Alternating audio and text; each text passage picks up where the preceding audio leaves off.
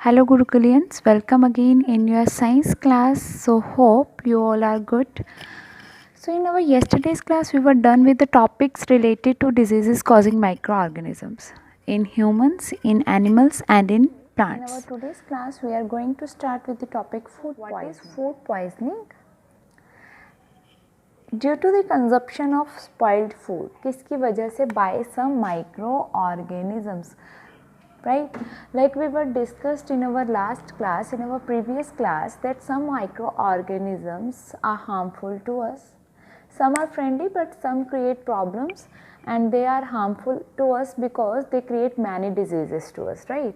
तो microorganisms क्या करते हैं, हमारे food को spoil कर देते हैं, right? Microorganisms grow on our food, produces toxic substances, ठीक है, they produce toxic substances and our food become poisonous. हमारा food क्या हो जाएगा, poisonous in nature हो जाएगा, ठीक है. जब वो food हम खा लेंगे तो उससे क्या होगा, serious illness होगी and even death, right? तो food poisoning क्या होती है, जब हम कोई भी खराब चीज़ खा लेते हैं, ठीक है, तो वो क्या करते हैं, एक तो टॉक्सिक सब्सटेंसेस को प्रोड्यूस कर सकती है हमारी बॉडी में, जिसकी वजह से फूड पॉइजनिंग होती है. और फूड पॉइजनिंग से serious illness and even death भी हो सकती है, right. So it is very important that we preserve food to prevent it from being. Let us discuss how can we preserve our food. हम अपने खाने को कैसे प्रिजर्व कर सकते हैं. As you know that in our chapter 1 we have learnt about the methods used to preserve and store food grains, ठीक है. हमने food grains जो भी हमारी crops हैं उसको हम कैसे प्रिजर्व कर सकते हैं वो सब हमने अपने प्रीवियस चैप्टर में डिस्कस करा था. Now let us discuss how do we preserve cooked food at home. अब जो कुक्ड फूड है उसको कैसे प्रिजर्व कर सकते हैं. आपने देखा होगा कुक्ड वेजिटेबल्स जो होते हैं वो जल्दी ख़राब होते हैं as compared to uncooked food. Cooked vegetables क्यों जल्दी ख़राब होते हैं, क्योंकि उनमें क्या होता है, मॉइस्चर, और मॉइस्चर की वजह से माइक्रो ऑर्गेनिजम्स जो होते हैं वो जल्दी अटैक करते हैं हमारे फूड पे, right. For example, as you all know that bread left unused under moist condition is attacked by fungus. अगर मीन्स अगर उसमें मॉइस्चर आ गया और उसको हम 1 या 2 दिन के लिए रख दें तो उस पर फंगस आ जाती है, राइट. तो हमें जो हमारा जो कुक्ड फूड है उसमें मॉइस्चर होता है, इसी वजह से जो माइक्रो ऑर्गेनिजम्स हैं कुक्ड फूड पे जल्दी अटैक करता है as compared to uncooked food, right. तो कुक्ड फूड को प्रिजर्व करने के लिए अलग अलग मेथड्स हैं. Generally what happen that micro organisms spoil our food, right. Spoiled food emits bad smell and has a bad taste and colour change, right. अगर micro organisms हमारे फूड पे अटैक करेंगे तो वो ख़राब कर देंगे और उसकी वजह से क्या होगी, बैड स्मेल होगी और उसका कलर भी चेंज होता है, उसका टेस्ट भी चेंज होता है. अगर हमारे किसी भी चीज़ में कलर का चेंज आ जाए, टेस्ट का, इट मीन्स वो क्या है, केमिकल रिएक्शन होती है, right. So spoiling of food is a chemical reaction, right. We are studying about food preservation. So as you all know that अगर हम लोग मैंगोज़ को एज इट इज़ रखते हैं, ठीक है, तो कुछ टाइम के बाद क्या होता है, वो ख़राब हो जाते हैं. अगर हम उसको नहीं खाएंगे वो क्या हो जाएंगे, ख़राब हो जाएंगे, because they were attacked by micro organisms.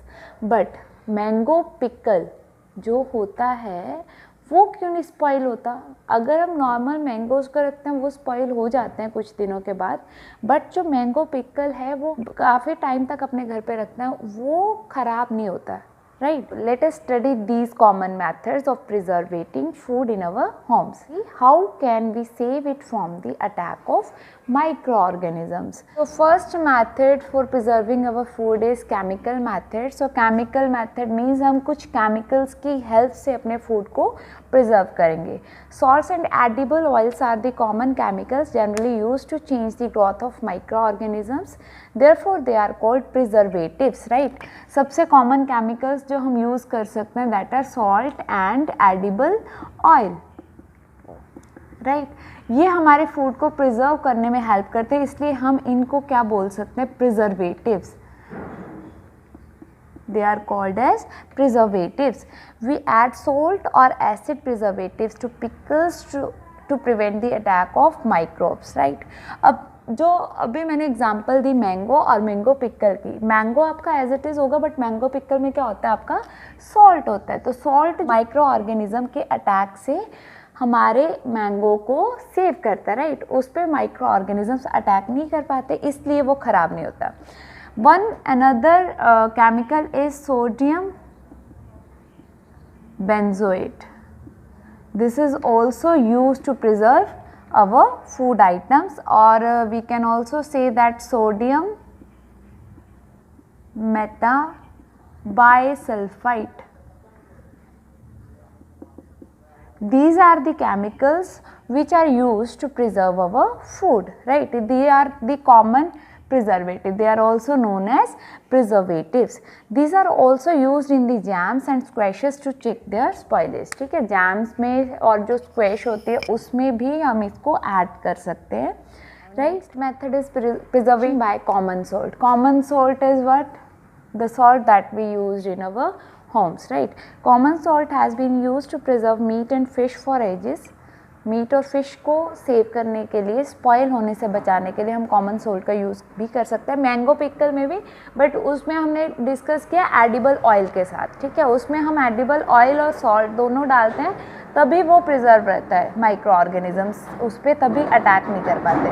Now अगर हम बात करें जस्ट कॉमन सॉल्ट की, अगर हमने सिर्फ कॉमन सॉल्ट का यूज़ करना है तो this helps to preserve our meat and fish, right? Meat and fish are covered with dry salt to check the growth of bacteria. Salting is also used to preserve amla, raw mangoes, tamarind, etc. Right? Amla, mango, tamarind is here imli. ठीक है, उनको save करने के लिए भी हम क्या कर सकते हैं, common salt, dry common salt की लेयर उस पर लगा के उसको हम माइक्रो ऑर्गेनिजम्स के अटैक से सेव कर सकते हैं। Another method to preserve our food is preservation by sugar. We can also preserve our food with the help of sugar, right. So our jam, jellies, squashes, they all are preserved with the help of sugar. इनको हम किससे save कर सकते हैं, sugar की help से। Sugar की help से हम सेव कैसे कर सकते हैं, हमने बोला कि जो मॉइस्चर्ड फूड होता है वो हमारा जल्दी स्पॉइल्ड होता है एज़ कम्पेयर टू अनमॉइस्चर्ड फूड, ठीक है। तो ये जो शुगर होती है, शुगर क्या करती है, रिड्यूस करती है, sugar reduces the moisture content, ठीक है। शुगर से मॉइस्चर नहीं होगा, ठीक है, रिड्यूस कर देगी मॉइस्चर को, जिसकी वजह से जो बैक्टीरिया है, माइक्रो ऑर्गेनिजम्स हैं जो हमारे फूड को स्पॉइल कर सकते हैं, वो नहीं। To preserve our food is preservation by oil and vinegar. Oil and vinegar की हेल्प से भी हम अपने फूड को प्रिजर्व कर सकते हैं। Use of oil and vinegar prevents spoilage of pickles. Pickles को हम सेव कर सकते हैं, प्रिजर्व कर सकते हैं, because bacteria can not live in such an environment, right. अगर हमारे पास ऑयल एंड विनेगर का मिक्सचर होगा, ठीक है, तो उसमें बैक्टीरिया आ ही नहीं सकता, माइक्रो ऑर्गेनिज्म अटैक कर ही नहीं सकते, राइट। वेजिटेबल्स, इससे हम इस मेथड से हम किस किस चीज़ को सेव कर सकते हैं, पिकल्स को, वेजिटेबल्स को, fruits, meat and fish, right? All these things we can save by using this method is heat and cold treatments, right? You must have observed your mother boiling milk before it is stored or used. आपने अपनी mother's को देखा होगा, ठीक है, milk को कैसे वो स्टोर करते हैं या फिर यूज़ करने से पहले, स्टोर करने से पहले वो मिल्क को हमेशा बॉयल करते हैं। बॉइलिंग किल्स मैनी ऑर्गेनिजम्स, ठीक है, बॉइलिंग से क्या होता है, काफ़ी जो माइक्रो ऑर्गेनिजम्स हैं वो मर जाते हैं। Similarly we keep our food in refrigerator. Milk को हम बॉयल करके सेव कर सकते हैं, प्रिजर्व कर सकते हैं। इसी तरह से मिल्क को हम रेफ्रिजरेटर्स में रख के भी सेव कर सकते हैं, राइट। अगर हमारे पास टेम्परेचर बहुत लो होगा, मीन्स कम होगा, तो उस टाइम पे भी माइक्रो ऑर्गेनिजम्स जो होते हैं वो किल हो जाते हैं, वो बहुत कम टेम्परेचर में नहीं रह सकते, राइट। आपने देखा है कि जो हमारा फूड है as compared to winter season, summer season में और रेनी सीज़न में सबसे ज़्यादा ख़राब होता है। रेनी सीज़न में तो इस वजह से क्योंकि रेनी सीज़न में मॉइस्चर ज़्यादा प्रेजेंट होता है और मॉइस्चर की वजह से माइक्रो ऑर्गेनिजम्स ईजिली अटैक करते हैं, राइट। विंटर सीज़न में टेम्परेचर बहुत डाउन होता है जिसकी वजह से फूड में जो माइक्रो ऑर्गेनिजम्स हैं वो किल हो जाते हैं और वो फूड को अटैक नहीं कर पाते। So our pasteurized milk can be stored without boiling as it is free from microbes. Pasteurized milk जो होता है उसको हम बिना बॉइलिंग से भी सेव कर सकते हैं, राइट। जो मिल्क है उसको हम 70 डिग्री सेंटीग्रेड्स पे हीट करते हैं 15 to 30 सेकेंड्स के लिए और सडनली उसको कूल कर देते हैं, ठीक है। और कूल करने के बाद उसको साथ में स्टोर कर देते हैं। इसकी वजह से हमारे जो माइक्रोब्स होंगे, माइक्रो ऑर्गेनिजम्स होंगे, वो ग्रो नहीं कर पाएंगे। और ये जो प्रोसेस थी, ठीक है, 70 डिग्री सेंटीग्रेड्स पे हीट करना अप टू 15 to 30 सेकेंड्स के लिए और उसको चिल करना, फिर उसको स्टोर करना। This process was discovered by Louis Pasteur and is known as pasteurization, right. इस प्रोसेस को हम क्या बोलते हैं? Pasteurization. For food preservation is storage and packing, right. These days dry fruits and vegetables are sold in sealed airtight packets to prevent the attack of microbes, right। airtight packets में store करके उसमें भी micro organisms जो है वो attack नहीं कर पाते और हमारा फूड जो है वो प्रिजर्व हो सकता है। So these are some common methods for food preservation and this is done with your today's class and next we will do in our next class. Thanks. Have a wonderful day.